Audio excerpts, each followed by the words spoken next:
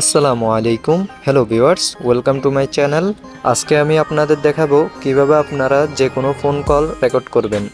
অর্থাৎ আপনাকে যদি কেউ কল দেয় তাহলে তার কলটি আপনার ফোনে রেকর্ড হয়ে যাবে। তো চলুন আজকের ভিডিওটি শুরু করা যাক।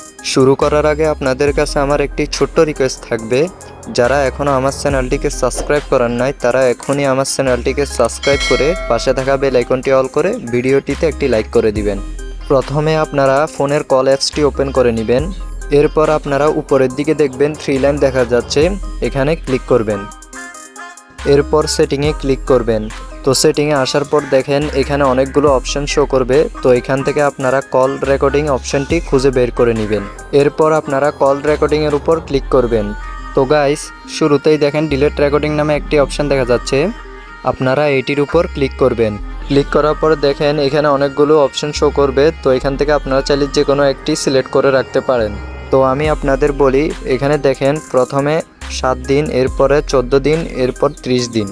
অর্থাৎ আপনারা যদি এখান থেকে 7 দিন সিলেক্ট করে রাখেন তাহলে আপনার ফোনে যে কলগুলো রেকর্ড হবে ওগুলো 7 দিন পর ডিলিট হয়ে যাবে।